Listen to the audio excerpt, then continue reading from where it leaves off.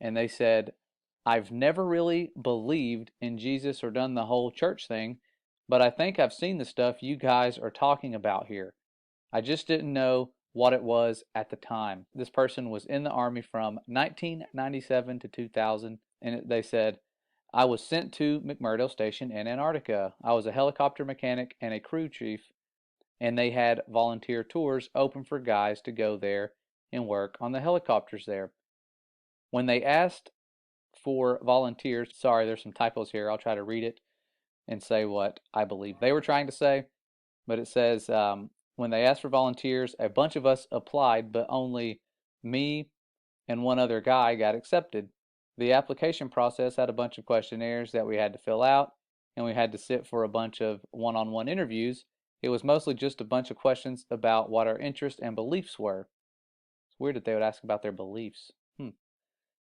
I was sent to McMurdo Research Station in August of 1998. When we weren't busy de-icing the aircraft and working on them, we had time to hang out with the scientists at the research station. The military unit attached to McMurdo was small, and we didn't have our own separate facilities. We didn't have a PX or a media center. There was no chapel or chaplain, and we didn't have our own separate mailroom. We just had to share the same facilities with the scientists and researchers, so over time I got to be friends with a few of them. They had two different kinds of ice they worked on and studied. This is where it gets interesting. One kind of ice was the normal kind that we've all seen. They took cores of it out of boreholes in the ground. Just like normal ice, it was mostly clear and sometimes white, and it would melt into liquid water if it got warm. The whole area of Antarctica is covered in this kind of ice. But that wasn't their main kind of ice. The only time I ever saw them actually studying normal ice was when a film crew from National Geographic came by. The rest of the time, which was most of the time, the scientists were studying something they called sky ice. This stuff was totally different. We were never allowed to go into the laboratory areas of the station because the labs had to be kept super clean, and they said it would mess up their work if they risked letting too many people in the lab. But one time, one of the researchers that I was friends with showed me a piece of sky ice. You couldn't touch the stuff with your bare hands because it was so cold. And it wasn't clear or white like normal ice. It was solid blue. He said that's why they call it sky ice, because it was the exact same color as the sky. We had to wear thick, heavy going outside gloves to handle it. The stuff was so cold, it would instantly freeze your skin if you touched it. I don't remember what the temperature he said it was, but it was something like hundreds of degrees below zero, way colder than the normal ice that was outside. He had to carry it in a metal bottle that was kind of like a thermos. He let me play with the piece of it for a while. It felt lighter than a piece of normal ice of the same size, like it wasn't very heavy at all. It almost felt like you could throw it up in the air and it would just float back down. But I didn't try that. And it was also a little flexible when I tried to bend it. It didn't break like normal ice would. And even for a small piece, you could see through it. It was solid blue right from the surface. And here's the really weird part. It didn't melt into water. When it got warm, because we had it inside, it just started to shrink. It got smaller and smaller, but my glove never got wet. And there was no water on the floor. The stuff just turned into thin air when it got warm and vaporized. He said that was the reason why they had to study the stuff right there in Antarctica. You couldn't take the sky ice back to America to study it because it was almost impossible to keep it cold enough during transit. And then they shared a verse right here where it says, and above the firmament that was over their heads was the likeness of a throne, as the appearance of a sapphire stone. And upon the likeness of the throne was the likeness as the appearance of a man above upon it. And then we continue off where it says it would always vaporize into air, and you'd have nothing left when you got back to the US, he said. Russian scientists had discovered the same problem when they tried to take the ice back to Russia.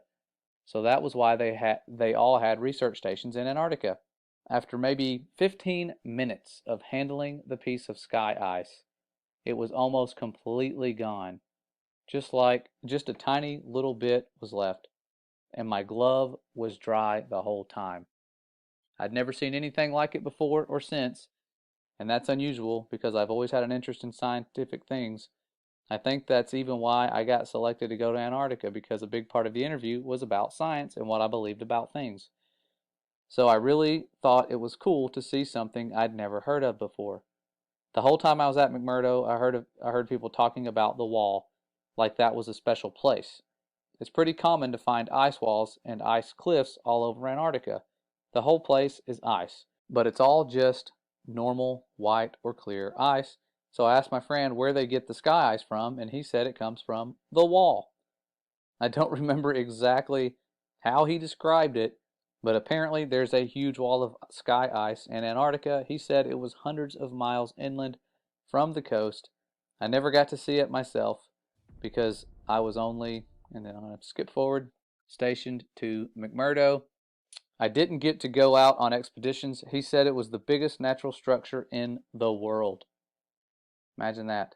He said that in the 1960s, the U.S. Army had a plan to bore a tunnel into the wall, but they didn't have a boring machine that could handle the super cold temperatures, so they had a whole testing project in Greenland where they developed ice tunnels and invented new boring machines that could operate in super cold temperatures. So this was back when they were going into forming NASA and all the other things that were kind of strange, the Antarctic Treaty, around that time, pretty close to it. And he says, like they did this whole big thing in Greenland for just practice. So it was like they were practicing to bore into the sky ice. I'm not an expert on that, but that's just what he told me. Then, once they had the new boring machine figured out, they brought it to the ice wall, or to the wall in Antarctica. He said that the machine bored a tunnel.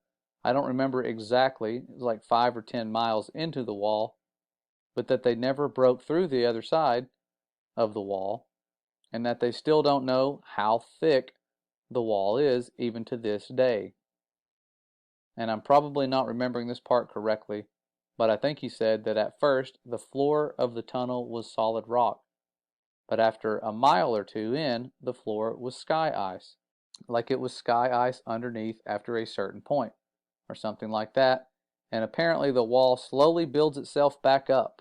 So it slowly builds itself back up after you cut it, because after a year or so, the tunnel had shrunk smaller all by itself, like a self-healing wound. It starts closing up.